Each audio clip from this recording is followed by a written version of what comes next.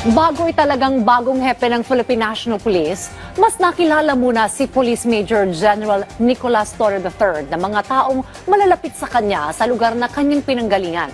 Yan ang ulat ni Regine Lanuza ng PTV Davao. Matalino. Yan ang paglalarawan kay Police Major General Nicolas Torre III ng mga nakakakilala sa kanya. Dito sa isang subdivision sa Barangay Zone 2, Coronadal City, South Cotabato, nanirahan si General Torre noon. Ayon sa kapitbahay nitong si Remedios Aquino, maliit pa ang bahay nila noon pero respetado at mabuti ang kanilang pamilya. Naging barkada rin ng kanyang anak, si General Torre, kaya alam niyang talagang matalino ito.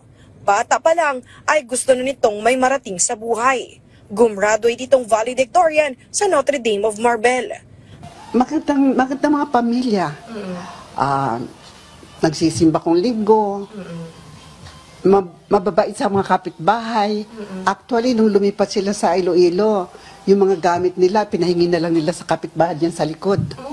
Noong high school, ay sa Coronadal Comprehensive High School na ito nag-aral at naging salutatorian ng Class 1988. Isa sa classmate nito, ang incumbent 2nd District South Cotabato Board member na si Junette Ines Hurtado. Ayon sa kanya, sa likod ng seryosong si General Torre ay ang kwela at makulit na ugali nito.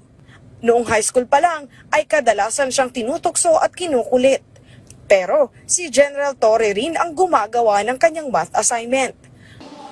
Actually, siya yung sobrang talino na hindi yung mapili. Ibig sabihin like kung gusto niyang turuan ka, humingi ka ng hindi yung katulad na iba na di pwede mangopya kasi dapat ako lang yung matalino. High school pa lang ay gusto na ni Torre na pumasok sa Philippine National Police Academy o PNPA. Pero dahil kailangan ng 72 academic credits ay pumasok muna ito sa isang pribadong eskwelahan. Nagtapos ito ng top sa PNPA Tagapaglunsad Class of 1993 at doon na nagsimula ang kanyang karera bilang pulis. Na-assign ito sa iba't ibang lugar sa Luzon, Visayas at Mindanao. Hanggang noong June 2024, na-assign ito sa Davao Region. At dito na ito naging kontrobersyal nang inaresto nito si Kingdom of Jesus Christ Pastor Apollo Kibuloy. Mas naging kontrobersyal pa ito nang maging head ng Criminal Investigation and Detection Group o CIDG noong September 2024 at inaresto si dating Pangulong Rodrigo Duterte.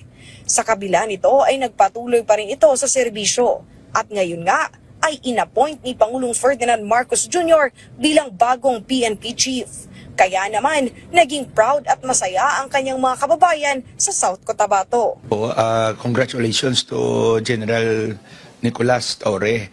So we are proud nga taga-barangay Zone 2 ang magiging next na Chief PNP. Kami mga taga-South Cotabato ay proud sa pagtatalaga ng isang kababayan namin, isang South Cotabateños na maglilid ng Philippine National Police.